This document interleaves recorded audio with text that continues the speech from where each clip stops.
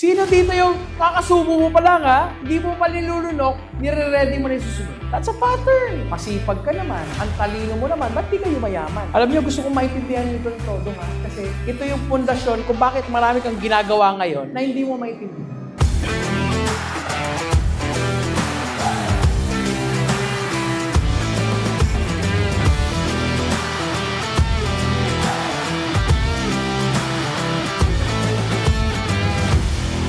Bakit ba ako hindi nagbabago talaga? Sino dito yung sinabihan ka nung lumalaki ka, huwag ka papasok sa kwartong madilim kasi may... Ilang taon na ba kayo? Yung iba may damdamin na mumu. Ilang taon na ba kayo hanggang ngayon, mumu pa rin tawag mo? Salitang bata, salitang matanda? Kasi yung pattern na develop natin nung bata, bit-bit mo yan hanggang ngayon. It is now manifested in a very particular area of your life called your present self. Ito yung current reality mo. Nandito yung iyong mga actions. So in other words, yung belief mo, nagdadala yan ng action. Saan? Sa kasalukuyan. Yung past self mo affects your present self. Pag madilim, may mumu. Pag papasok sa kwartong madilim, anong unang gagawin? Kayo, papasok ka sa kwarto madilim, anong una mong gagawin? Bubuksan mo yung ilaw, tama? Kasi yun yung action mo ngayon. Kasi yung nakaraan, sabi sa'yo, pag madilim may mumu. Pagbukas ng ilaw, papasok ka bang agad? Titingin-tingin ka ng ganyan, di ba? Ano hinahanap mo? Kung totoo may mumu. Hanggang ngayon, tama? So, anong resulta niyan? Hindi ka basta-basta papasok sa isang kwartong madilim. Nasaan yan dito sa level of self? That's called your future self. Dahil ang pananaw mo, pag madilim may mumu. Ngayon, di ka papasok sa kwarto hanggat di mo binubuksan yung ilaw. Yan ang future self mo. Pag madilim ay, hindi ako papasok dyan. Ano mo na gagawin ko ngayon? Buksan mo na yung ilaw. Pag bukas ng ilaw, tingin-tingin ka mo ng ganyan. Saka ka papasok. And this is what I want you to understand very carefully. Your present is simply a cycle from your past. Paulit-ulit lang ito.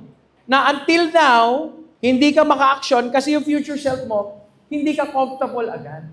That's called a pattern of behavior. Now, marami tayong pattern of behavior kasi ang behavior nagmumula sa tinatawag nating beliefs. Patterns are developed because number one, what I see. In other words, nagiging pattern ng isang bagay nung lumalaki ka, napanood mo. Now, kung napanood mo, what I see, nakita mo yung tatay mo, sinasaktan yung nanay. Paglaki nito, bata na to, is it possible gawin niya rin yun sa partner niya?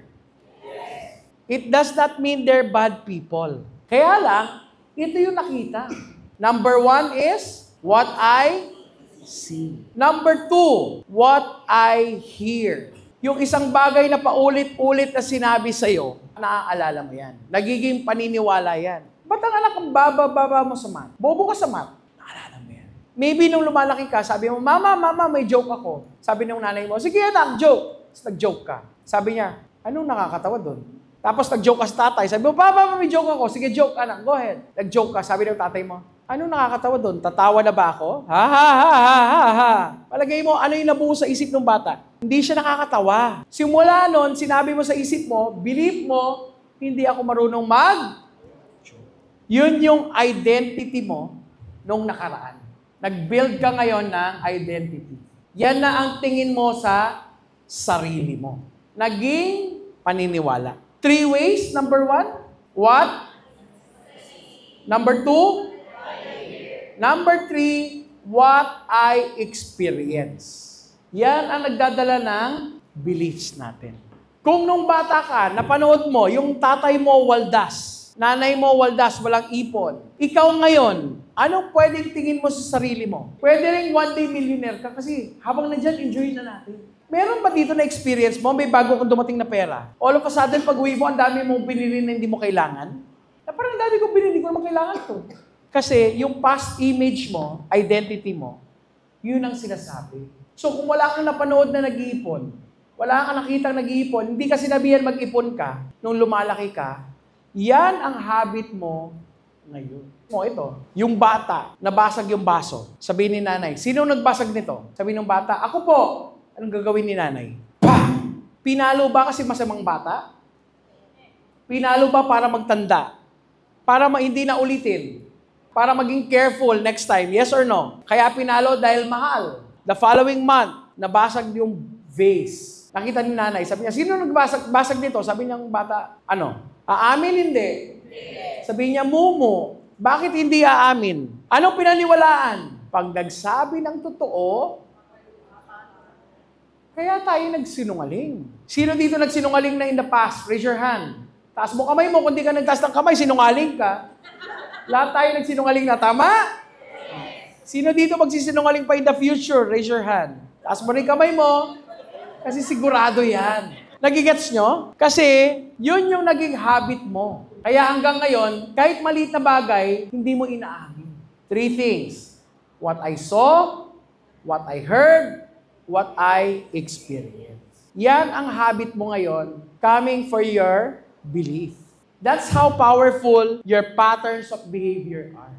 So ito, gusto kong paintindihan nyo to kasi gusto kong i-rediscover mo yung sarili mo. Anong marami tayo sa past? Marami tayong regret sa nakaraan. Tama ba? Yes or no? Sana ginawa ko to. Sana nung bata pa ako, nag-ipon na ako. Sana nung bata ako, nag-aral talaga ako mabuti. Yan lahat nangyayari sa past. Correct? Kaya marami kang paniniwala na bit-bit mo hanggang ngayon. Kaya yan, paulit-ulit mong ginagawang habit. So, kung paulit-ulit ganyan lang ang mangyayari sa'yo, kung yung past nagdadala ng regret, ano yung dinaladala ng present? Meron kang guilt. What's the word? In your present right now. Kasi marami kang ginawa in the past na hindi mo ma-reconcile ngayong present na ito. So, anong kailangan nating gawin? How do you hack the past? You begin with forgiveness. Kailangan mong patawarin yung sarili mo sa nakaraang eksperyensya mo. Kasi hindi naman yun itinuro at hindi lang din sila aware na yun pala yung ginagawa nila sa'yo. Are you with me? How do you hack the present? Ask me how. It's called mindfulness. Ibig sabihin, matinding kamalayan sa kilos, pag-iisip, at gawain. Now, anong makakatulong sa mindfulness? Sinabi na yan kanina Miss Leia. Extreme self-care. Pansinin mo yung pag-aalaga ng sarili. Yun pa lang. Umpisahan mo doon hanggang maging action mo yan, hanggang maging habit mo yan. Sabi nga nung isang military person na narinig kong nag-speech, sabi niya, you wanna be successful? Pagising mo sa umaga, ayusin mo yung bed mo. Kasi your mind will say, ay, may na-accomplish ako kagad. Pagising mo lang, ayusin mo lang yung bed mo. Yun lang. Tapos nun, sa amin, sinasabi namin, mag-exercise ka ng 10 minutes. Coach, 10 minutes lang. Sabi ko, oo, pero gawin mo 1 year. Sino dito nagtututbrush? Araw-araw. Naliligo araw-araw. Hindi ba uncomfortable pag di ka nagtutbrush? Pag hindi pa ganon, huwag mo bitawan yung action. So yung exercise na 10 minutes, hindi ko sinasabing huwag ka mag-15. 10 lang. Pero gawin mo siya araw, araw, araw, araw, araw, araw, araw. Until, pag isang araw na hindi mo ginawa, hindi ka komportable. Doon mo bitawan kasi parte na siya ng experience mo. Hindi ka na makakatulong pag hindi ka nag-exercise ng 10 minutes. Kaya ka bumibitaw sa exercise kasi ang ginawa mo, today, 4 hours. Siyempre, sasakit katawan mo. Kinabukasan, 2 araw, 3 araw, pahinga ka. Kasi sumakit katawan mo. Tatama rin ka ngayon. Kaya ngayon, ang goal mo, maging habit ito. Para yung guilt mo, wala ka nung araw na hindi. Walking ako ngayon, 5 minutes lang. Saan? Dito, papunta dun sa bahay mo. Ganyan lang. Ganun ka lang sa loob ng bahay. Pero 5 minutes. Yung mind mo, mag-create siya ng chemical hormone called happy hormone. What's the word? Magkakaroon ka ng endorphin. Ano ibig sabihin nun? Chemical yun sa brain na parang pag may nagawa kang sinabi mo, you feel good about yourself. That's now your habit. So, how do you hack the future? With what we call enoughness. Paniniwala na I deserve the future that I want. So, anong mababago? Pag binago mo yung habit mo, kailan? Ngayon. Then, yung future self mo, becomes the new pattern. At napatawad mo na to, magiging ito lang ngayon yung pattern mo ngayon. A better present and an exciting future. Now, ang tanong dyan, kailan ko sisimulan? Dito, patawarin at gumawa ng bagong habit ngayon. Unti-unti. Pero, ang labanan ay what we call stability.